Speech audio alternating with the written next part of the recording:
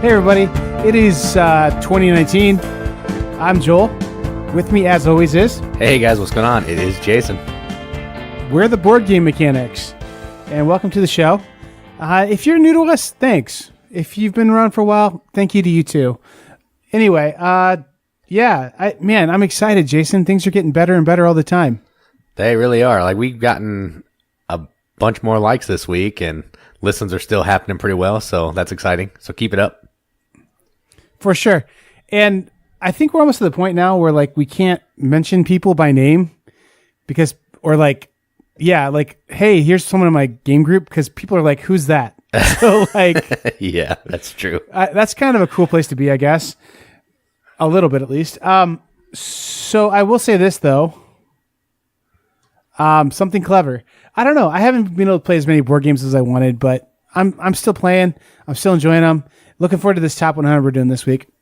Yep, same. I've gotten a few more games in this weekend than I have, so that's good. That's exciting. That's cool. And our YouTube channel is still going. I know I put a review up there, and you've done a couple in the last week. So if you're looking for something to watch, check us out. We're over there. For sure.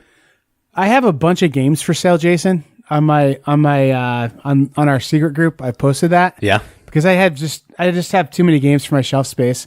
And today I was just kind of sitting around thinking, and I was like, man, how do I solve this problem? And I went out and bought a shelf. So that's problem solved.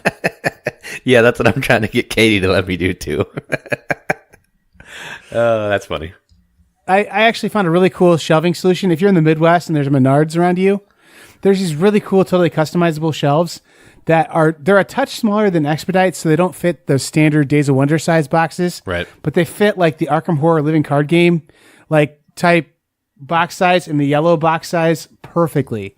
So they're really awesome shelves, and they're on sale right now. But it's like basically you pay per board, and you custom make them however you want. Weird. And I'm really digging them. I'll put a picture up on the Riveted and on our Facebook page. So if you're interested in those, go to our Facebook page. You'll see them there. That's awesome. Yeah, I'll check it out because I need some new shelving. Oh, they're really cheap too, easy to put together. You just need like a rubber mallet and some brute force. Real sturdy. I'm digging them. Nice. Hey, by the way, I just wanted to mention something here. Superfan Mike Pokorny is out there. Oh man, what'd you do, Pokorny? What do we think of Superfan Mike Pokorny? He sent me a little sound machine, so that's hilarious. We can up our zany content here a little bit. Oh man, thanks, Mike. Yeah, I get a feeling you really feel more like this. You feel more like that than this. Yeah, man, we need a laugh track. That is hilarious. For sure. Oh man. Well, hey, whatever brings in the. So, yeah. That's not funny, dude. I was taking a drink. I almost spit it all out. Oh, no. So, man. We've hit new levels of zaniness thanks to Mike. Oh, that's hilarious. I'm going to sneak this baby in at the least expected moment. I'm going to see if I can get milk to come out of your nose tonight, Jason. All right, we'll see. We'll see what happens. I'll try to chug this thing down real quick. Hey, by the way, Jason, you can take your earbuds out for a second because this doesn't pertain to you. All right. Jason didn't let me talk about games I played last week, so I've got 2 weeks worth of pent-up KeyForge to talk about. So get ready for that, kids. Okay, can I put my headphones back in now? Yep, go ahead, Jason. All right, cool. I was just talking about what I got you for your birthday. All right. I'll pretend like I didn't hear anything. Good job. Sounds good. All right, so it's still in the slow season for news. So instead of trying to find something that I really don't want to talk about, I'm going to talk about something that I'm super pumped about and kind of irritated about at the same time.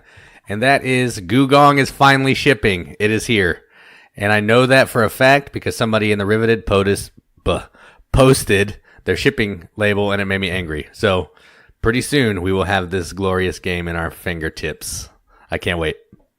Hey, Jason. What's that? I don't think the person was me, but I got mine today, too. Oh, I got so mad.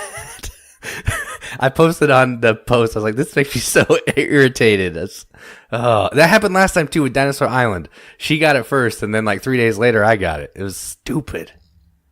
So I think the shipping usually is really pretty quick. So I'm hoping I have this by Saturday. It shipped today. I might have it by the time you guys hear this on Saturday or so. That'd be awesome. Yeah, and I'll do like one of those indecent proposal shots, Jason. I'll be in a pair of whitey tighties laying on my bed with Gugong components laying all over. Please don't. Making snow angels.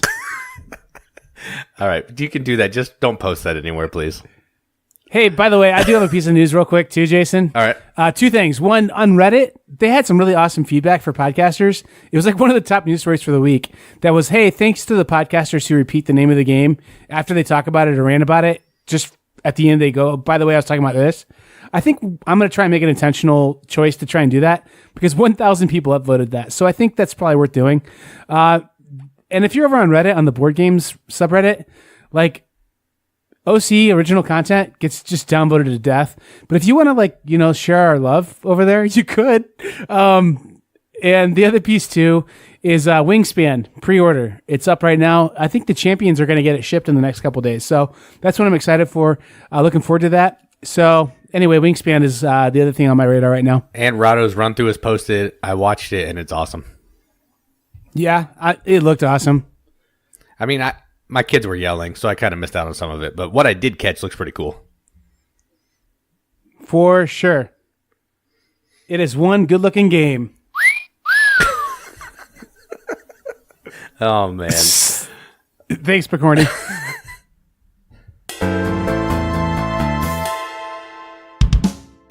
All right, so now we're going to talk about some games that we played. It's been a while because gaming was slow with the holidays and all that mess. So the first game, well, the only game I'm going to talk about is a game that I'm kind of late to the table on, I think.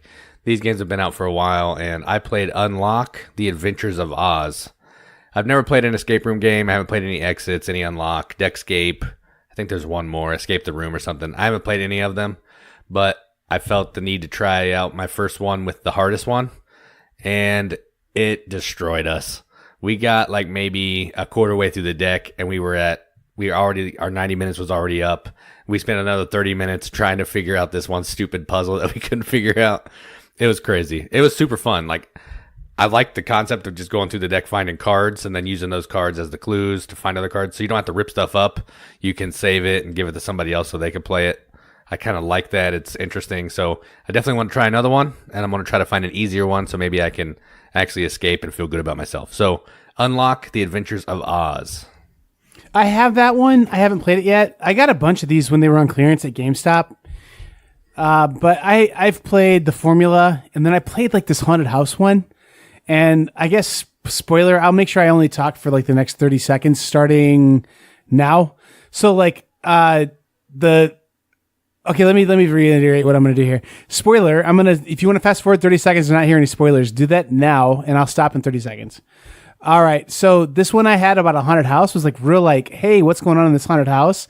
And then like you got towards the end of it, and it was like you find a satanic altar with pentagrams all over it, and like you have to like enter this code 666 to like solve the puzzle and stuff. Are you serious? It got real weird. Yeah, it was just crazy. That is so crazy. it's just like a real weird deal. Like this like family weight game got real dark and stuff. But anyway, I like those games a lot. That one was crazy.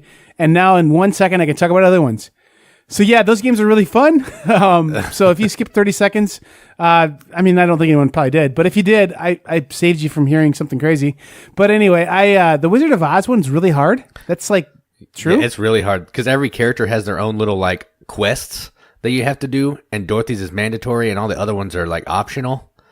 So you're trying to escape, and you're also trying to do these quests. Yeah, it's tough. I don't even know how far we were into it. I would say probably 35%. It was terrible.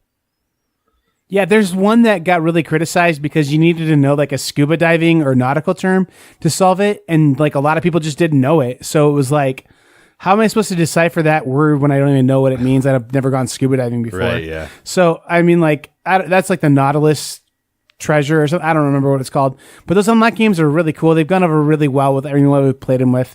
And they do kind of feel like an Unlock room a little bit. They get really bad co-op quarterbacking to a degree, but I'm a quarterbacker usually, so I know to turn it down a little bit and let other people play and have fun. So yeah. I think they're an excellent thing for this. They bring people into the hobby. Really cool. I'm glad you got to play one, Jason. Yeah, it's fun. I'm definitely want to try one again, and I'll let you know when I do. Very cool. All right, Jason. Tell me about the game. Brace yourself. This one's really cool. It's KeyForge is the game. It's super cool. I love it a lot. I avoided it for a while. It's by Richard Garfield, and you're basically trying to forge these keys. And the first person to gather 16 resources, basically, or 18 resources and get these keys forged wins. But you forge them one at a time with 6, they call it amber. Basically in this game though, it's like really cool because you're trying to build a machine to get this resource, but then your other opponent is like setting you back with things they do. It's really cool.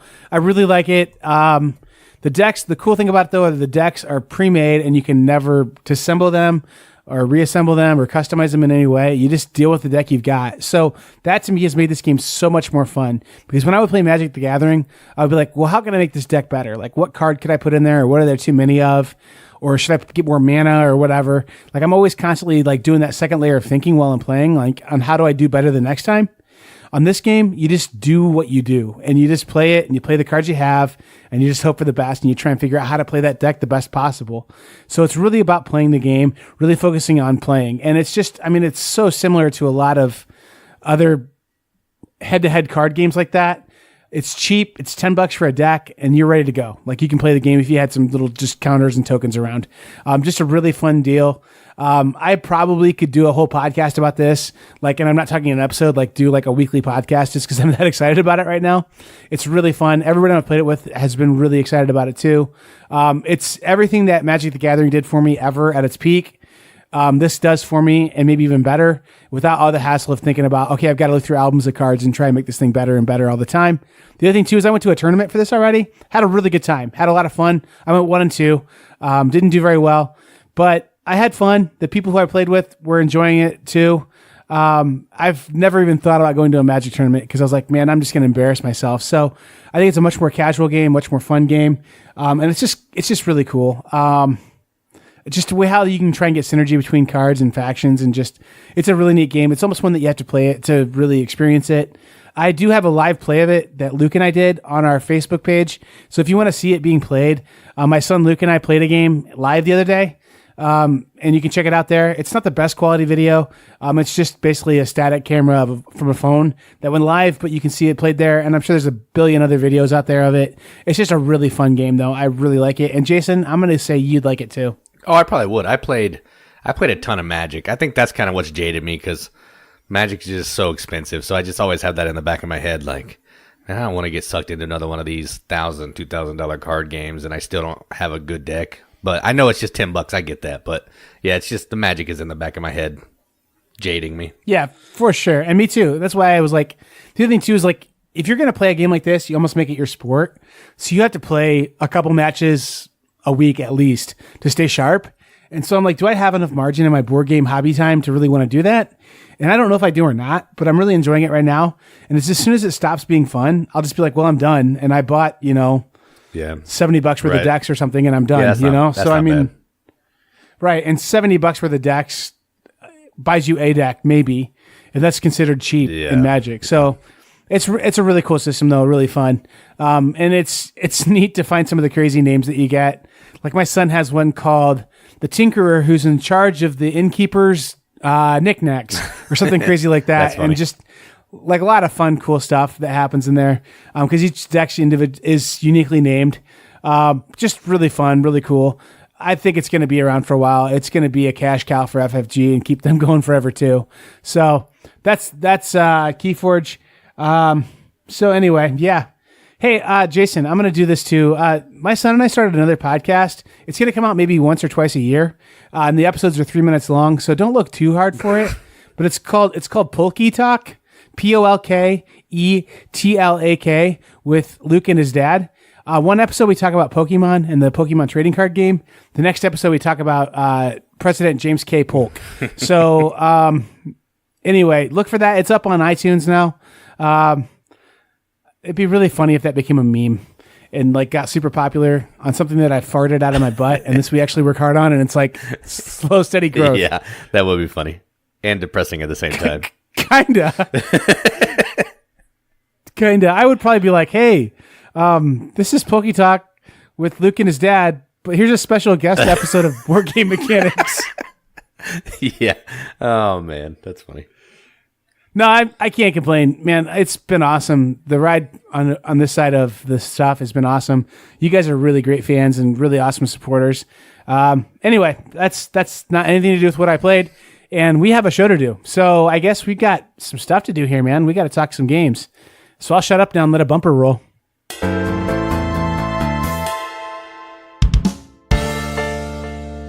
Today we're doing 90 through 81.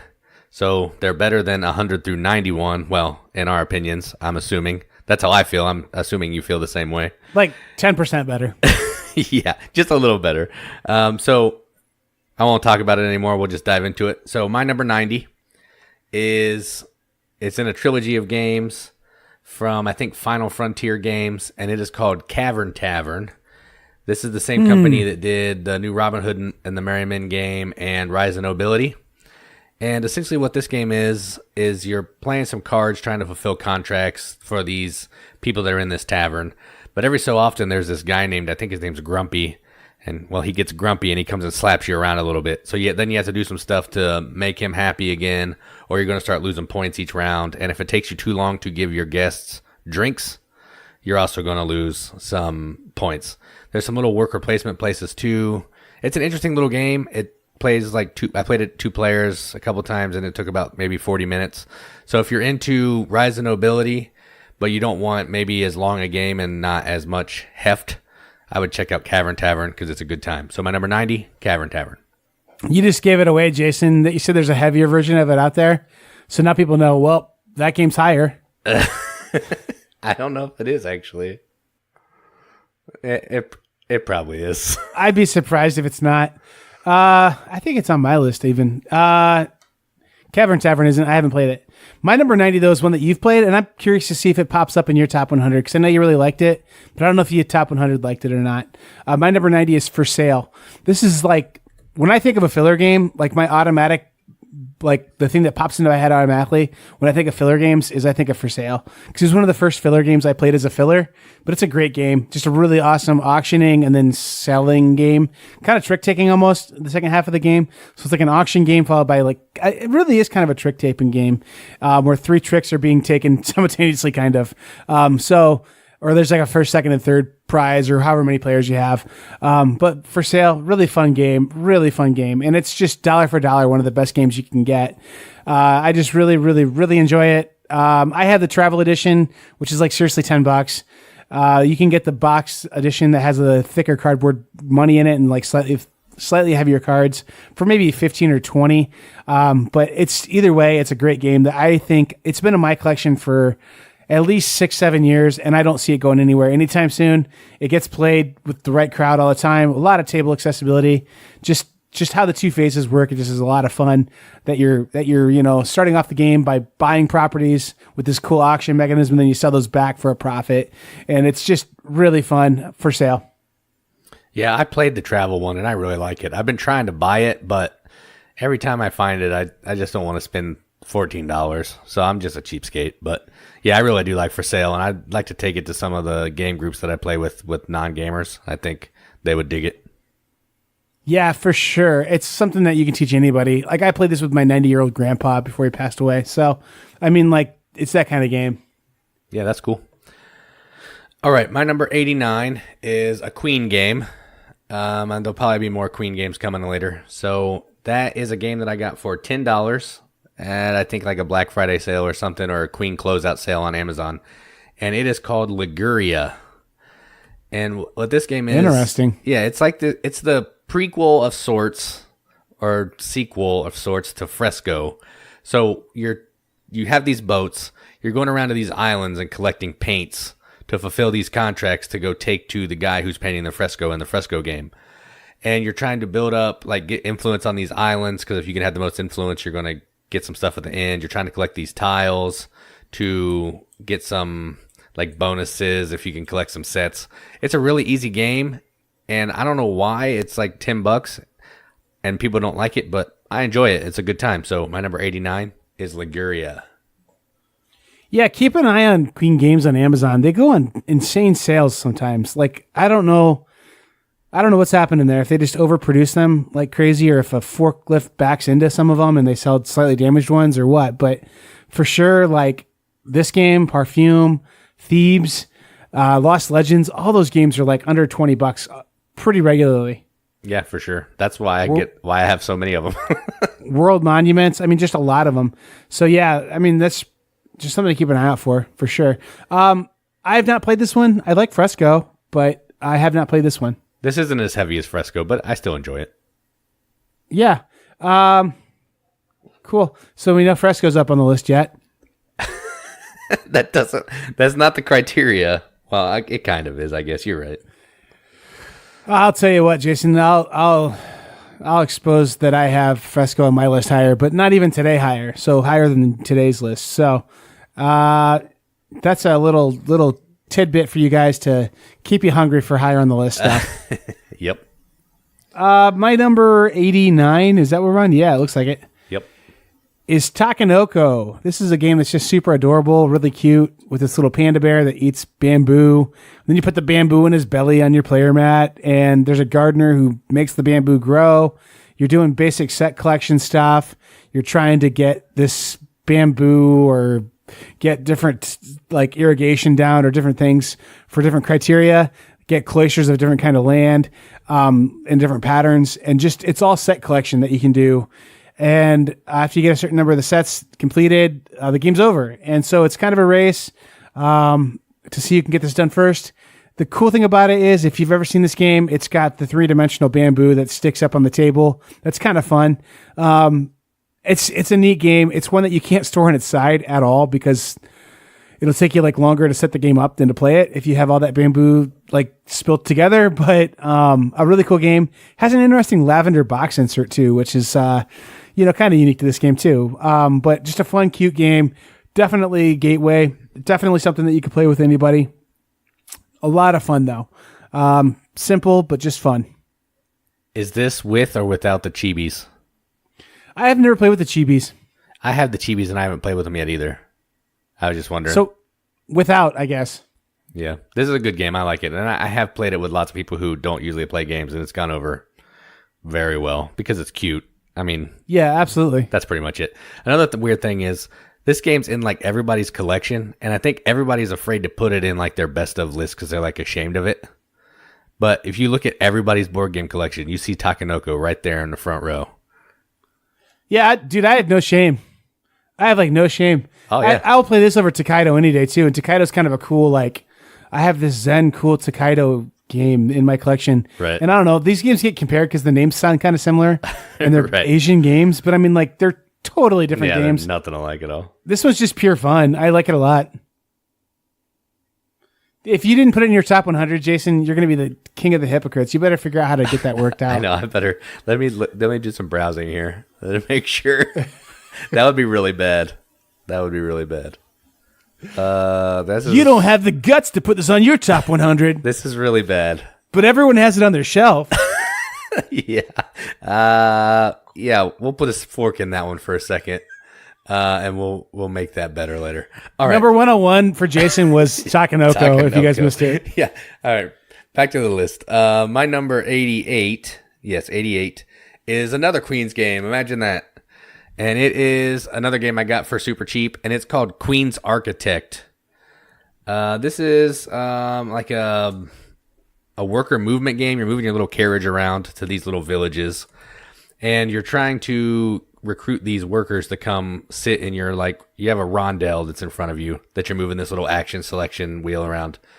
And these workers are going to come around your rondel, and every time you use them to build buildings in these cities, which is how you score your points, they turn into less valuable. And once they hit a certain point, they get retired, and then you have to get new workers. And each city requires different types of builders that can build there, and whoever builds in the city first gets more points, and you're trying to be the first person to get so much prestige and then go build for the queen. And whoever does that first is the winner. So if you haven't played this game, I would recommend it. You can probably get it for like $15 if you wait. And it's enjoyable. It's like Gateway Plus, maybe a little heavier than that. So if you're into family-sized games that you've never heard of, go check out Queen's Architect. Yeah, this is a cool game for sure. And I kind of think in my mind, at least, maybe not everybody else's, but in my mind, I compare it subconsciously to Cleopatra and the Society of Architects and think like, I don't know, like I just compare the two games in my mind and get them confused.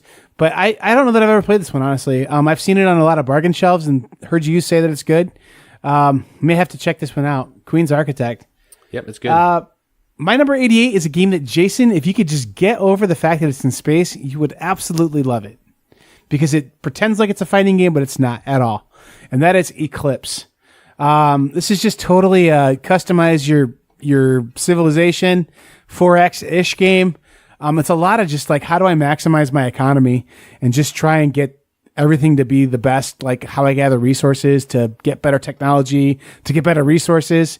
And really, honestly, if you strategically place yourself, you can avoid combat really well the whole game. So it does have combat in it. I know that's going to be a downfall to you, and it does have space in it, but it's such a good game. It's a heavy game, neat game, and I think this one's going to be on people's list of games they love. So this one's, I don't know, Jason, I think this might have been just before you got really into gaming, that this game became like a cult. Like everyone was talking about how great it was. Everyone was playing it. Everyone had to buy it. It was so hard to find for months on end. And then it was like, did you get a chance to play it yet? Yeah, it's amazing. That kind of thing. So we've seen that a lot. This was one of those games at one time. And then people started to try and compare it to TI3 at the time. And it got beat up for that. And then it became kind of the cool thing to be like, well, I don't think it's that good of a game. So it kind of died off a little bit. Now it's being put out by, I think it's Colossal Games that did the reprint on this on Kickstarter this year, this last year in 2018, now that it's 2019. And I think it's going to get some steam again. It's a really good game. Yeah, I wouldn't be opposed to this. I heard it's basically like a Euro game in space, so I may have to give this one a go. For sure. That game was Eclipse, by the way. Yeah, yeah, true. So my 87 is a historical theme game, and it is from, I forget who the company is, Jolly Roger Games, and it is called Founding Fathers. This is a game I probably shouldn't like because it's kind of mean, but I enjoy it because it feels like it goes with the theme. So what you're doing is in this game is you are trying to vote in these new like Bill of Rights or Articles of the Confederation or whatever you want to call it.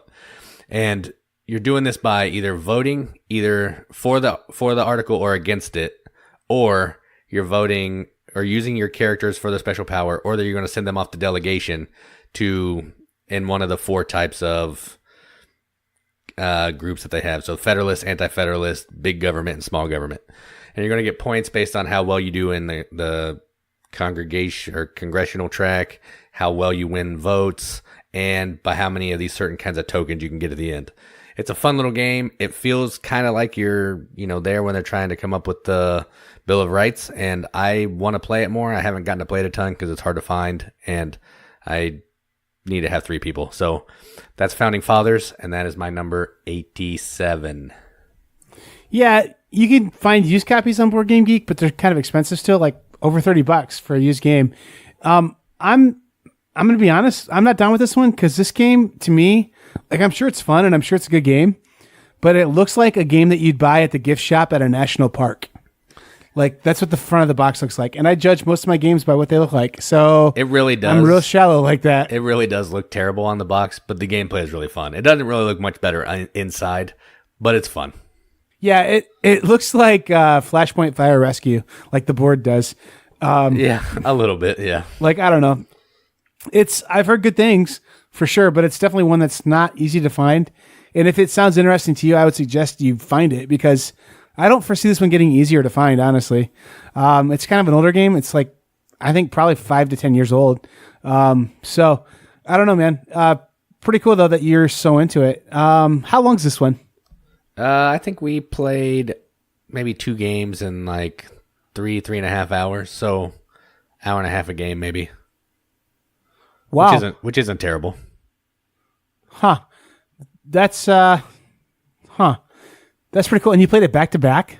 Yeah, we did a learning game and then we enjoyed it so much we played it again. Wow. That's pretty awesome. Yeah, I don't normally play games back to back, so that says something. And that's the only 2 times I've ever played it. So the fact that it's on my list at 87, it's memorable for sure. Founding Fathers. Very cool. My number 87, Jason, is a game that is in space, but it couldn't be much more opposite of Eclipse. And that is Star Realms. I really like this game.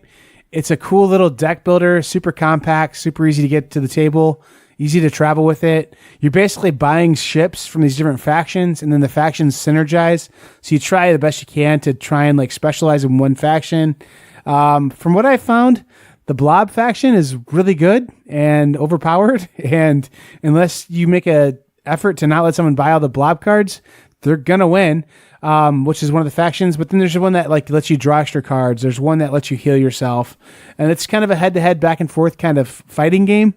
It reminds me a little bit of like Ascension or even Magic the Gathering, and I know it was created by Magic players who were like, I don't want to do Magic anymore. So there's definitely some feels towards Magic in it a little bit, but it's cool because you're just working with these two currencies, trying to fight and trying to buy more things and upgrade. So Star Realms is mine. I've got to make a slight confession here. I think I'd really like Hero Realms, but I've never played it. And I've never played it because I've never just had a real huge desire to.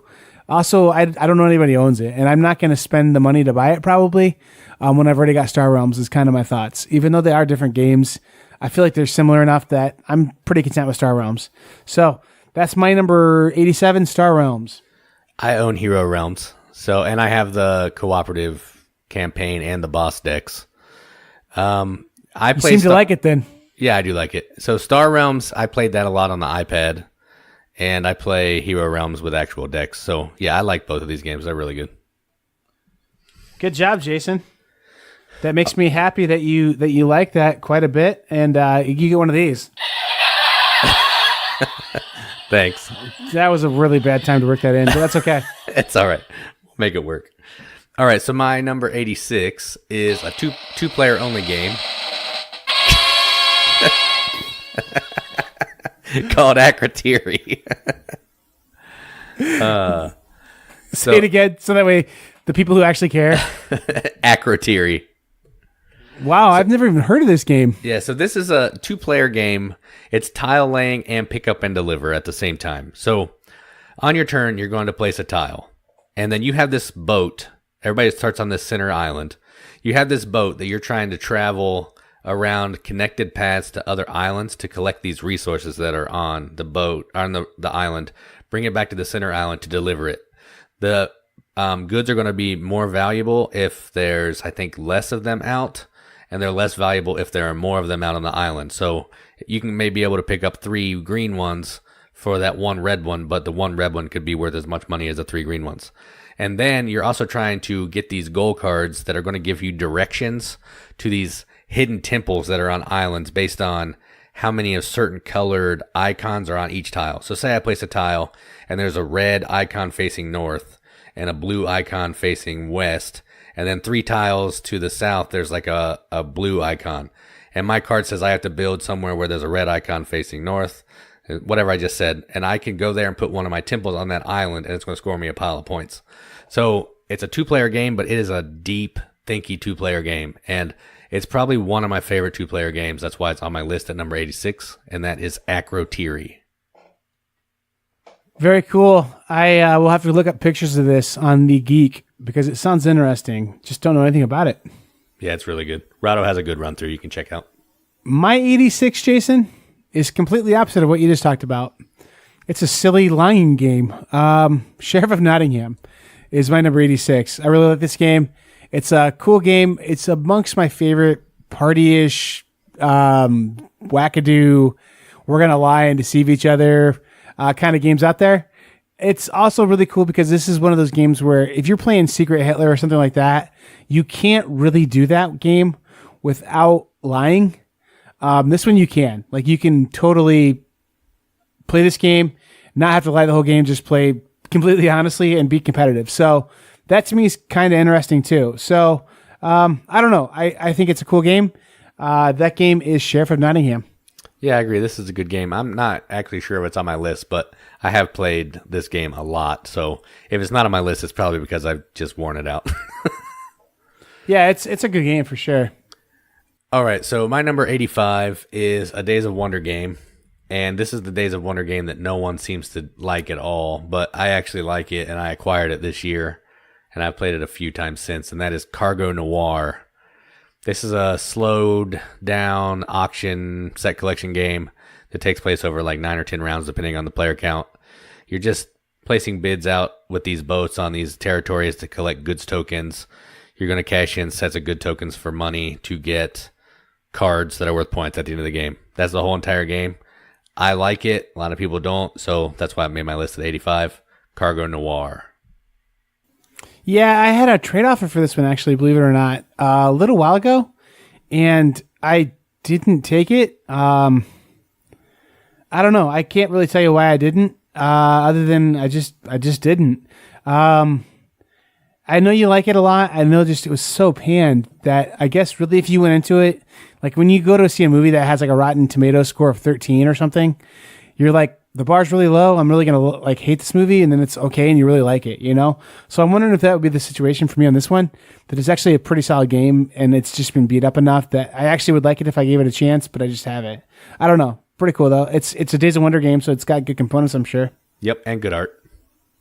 Very cool. Jason, my number 85 is a game in which you play with poker chips, and it's called Splendor. It's basically a little like set collection kind of game where you're trying to figure out how to plan out getting the right combination of resources to buy cards, and then those cards make you stronger so you can buy cards faster.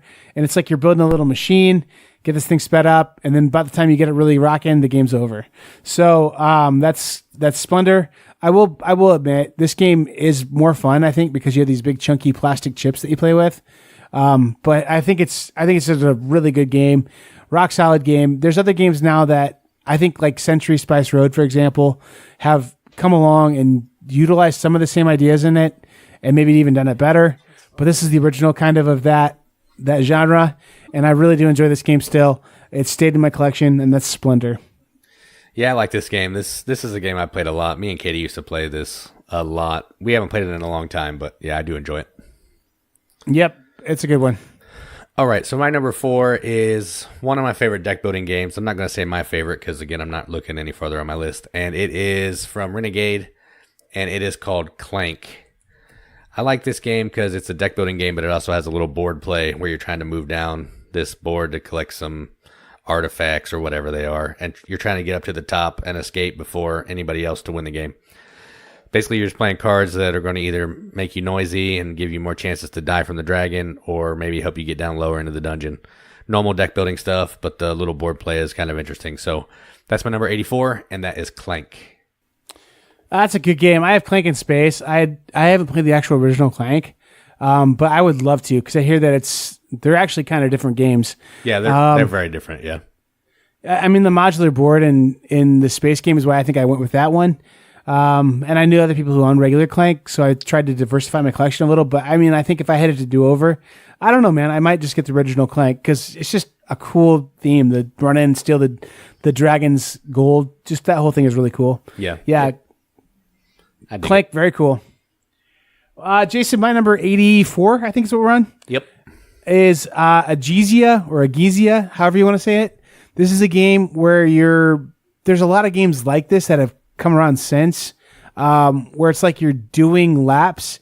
Like the game Raids, which if I had played it earlier might have replaced this one actually, is similar in that you're going one direction, you can't go backwards, and while you're on different spots, you can do certain things. You can go slow and try not to miss out on things, or go first and get your pick of things. Is kind of the heart of it a little bit. But on this one, you're trying to, feed workers, build great monuments, things like that. Really a neat game. And I think the designers on this game, I don't remember, it's like a collective of designers is the name they go by, I think. But that in that collective, there's been some really successful designers since then, and this might be where they got their start at. I don't quote me on that, but I think that's right. And you probably know more about that than I do, Jason. So you'll probably add to that, which is awesome. That's why you're here, to help tie up the loose ends that I create.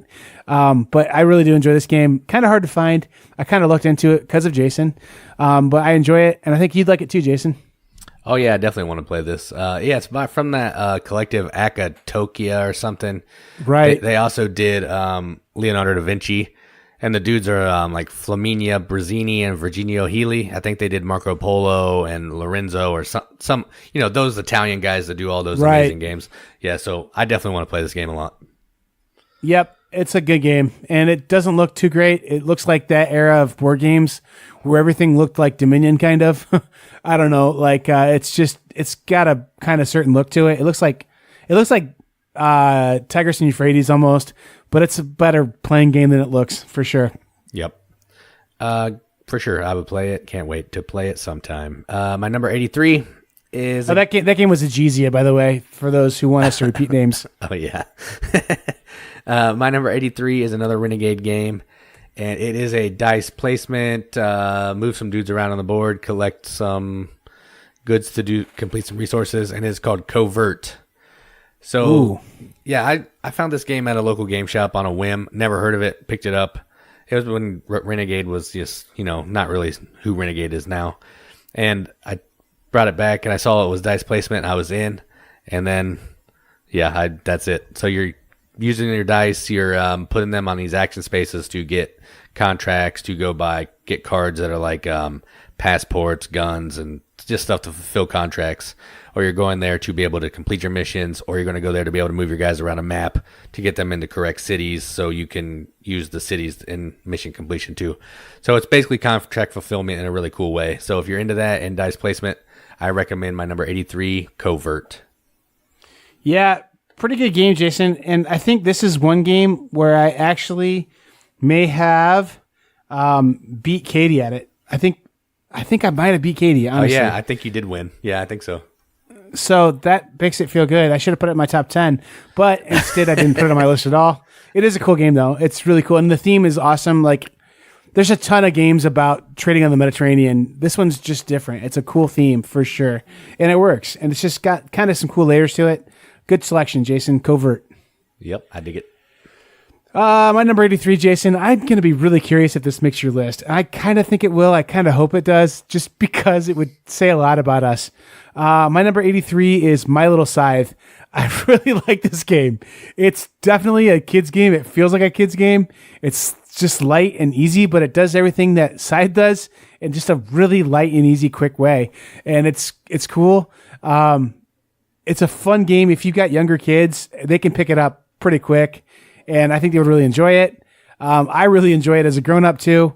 It's just really cool. And if you've played Scythe and you like Scythe and you think, man, what would it be like to play like a travel edition or a light edition of this that plays in 40 minutes tops, My Little Scythe is for you. It's a really fun little game.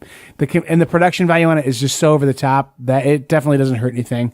But My Little Scythe is my number 83. Totally agree. I've only played this game with adults, never played it with kids. And I love it every single time. So, yeah, it's definitely on my list. So, good. Spoiler there. Good. I'm glad it is, because it's a good game. Yeah, it is. I enjoy it a lot. I enjoy it so much that my number 82 is Scythe. So, it's going to come in slightly higher than Scythe. Yes, that's okay. Slightly higher. I've played it more than Scythe. And two, I don't know. I think that it's cuter, and I kind of like the theme a little better. So yeah, I'm going with that. The way how they've packaged regular Scythe now, it's become like an event game. You know what I mean? Like there's so many modules for it. There's so many expansions for it. You almost need somebody who's sorted through all that and can like guide you like a tour guide through that game.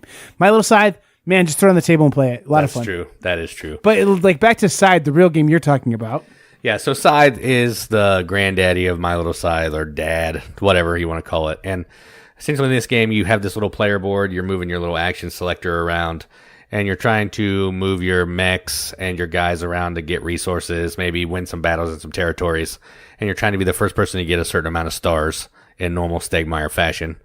And this is a game that I only played with you one time, but it was memorable enough that it made my number 82. And I would like to play it some more, but again, like you said, either somebody needs to have it, have all the stuff for it, be ready to bust it out and play it, or it just sits there. So number 82, Scythe. Not as good as My Little Scythe, but still good. My number 82, Jason, is so good, and it's the exact same games. No, it's not Scythe. I'm tried to make a joke there, but it just say, didn't work. Scythe is so much higher for you, I'm sure. It is. It's quite a bit higher. I think it's at least like 6 higher. Probably more. My number 81 Jason, 82 Jason is a really cool game. It's in the card crafting series from AEG, and that game is Mystic Veil. It's a cool game. I really like it. It's got this kind of cool push your luck thing with when you draw cards.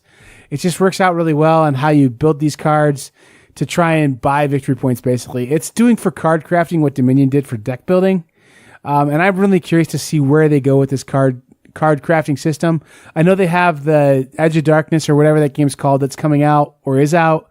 That's the card crafting thing. And then they also have custom heroes. So they're big into it, but this is the first one that started it. It did a good job with it. It was a big enough success that it allowed for these other various ways to do these games to come out and be a thing. So it must be decent. But that game is Mystic Veil. Yeah, I haven't gotten to play this, but I would like to because I think the premise is interesting. So, yeah, someday. And I will tell you this. I'm going to be honest.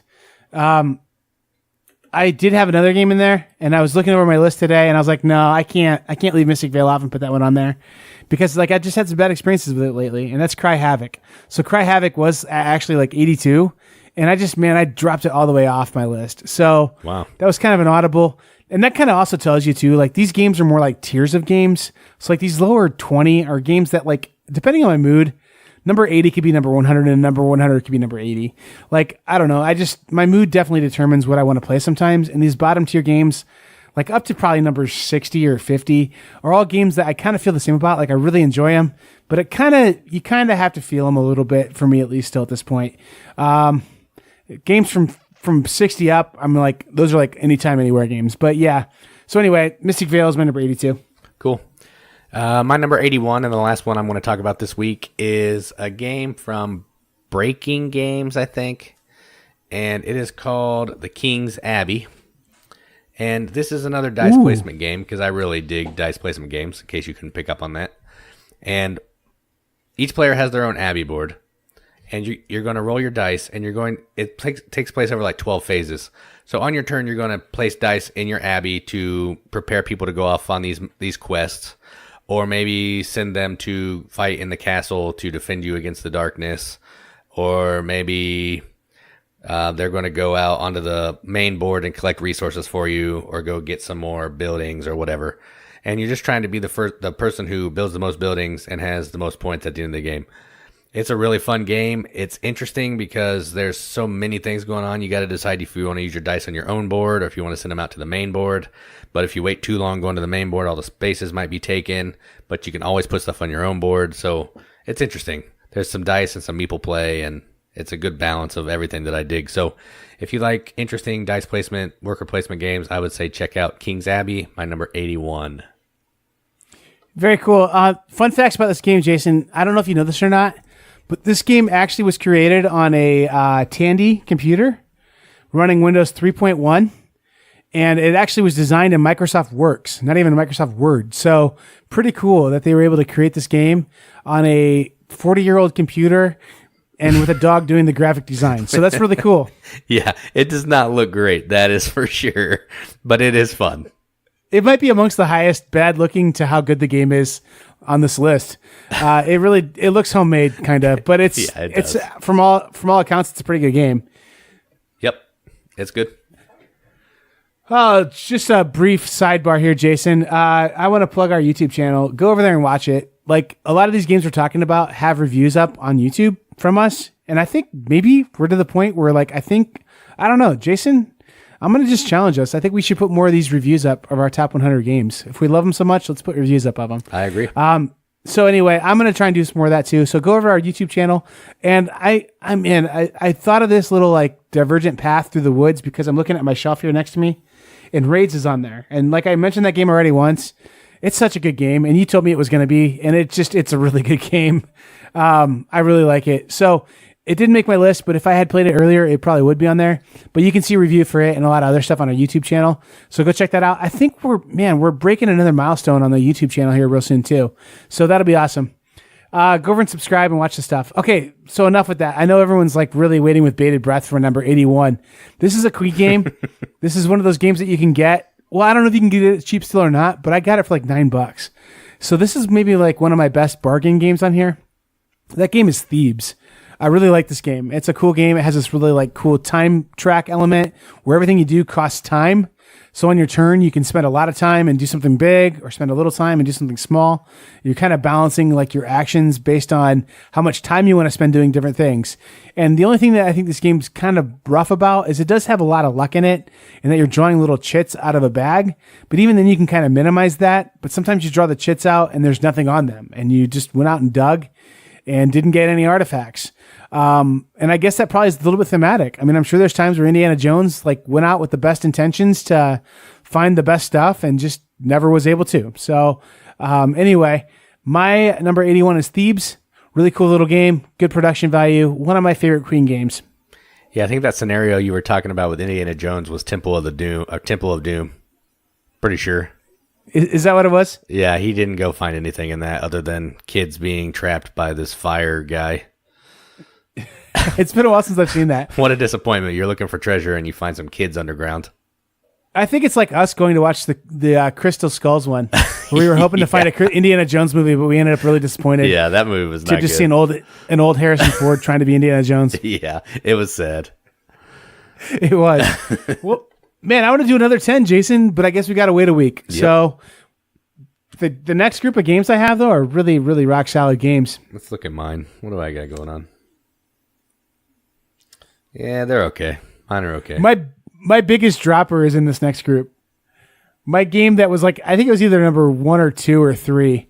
Is in my top 3 is in this next group. So that's fun. Wow, that's crazy. Dropped like 70 some spots, but I mean, I just really soured on this game. That's funny. Yeah, I got some good ones. But I probably have some clunkers that people think in here too, so that's okay. So again, all these games that we talk about are games that we really love. Just because like it's your favorite game and it's at our 80 spot or whatever, doesn't mean we don't like it. We love all these games. These are games that I think in this group of 10, I own every one of these games. So, I mean, they're just really good games that we like. So anyway, yeah.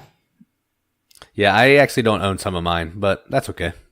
Oh, Jason. There, that was fitting. Good job.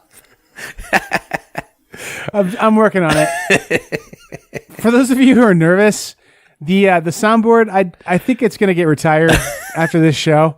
We can pretend like it's going to get retired because that way when it comes out and makes noises, it'll be extra fun. Yeah. Oh, that's funny. Yeah. Hey, Jason, what do you think about the soundboard? Oh, you must really like it if you laugh that hard. Yeah. It sounds like there's like 12 of me laughing. You did a very good trick there. All right. Well, you know what, Jason? It's been about an hour. I think that's about what we do, right? Yep. Hey, you've only got 7 hours of the workday left. Good job. You burnt one with us. Or you're almost to Grandma's house if that's where you're listening to this in the car on the way to Grandma's house. I don't know. Over the river through the woods. All right. Well, hey, I've been Joel. And I'm Jason. And keep gaming. Keep gaming.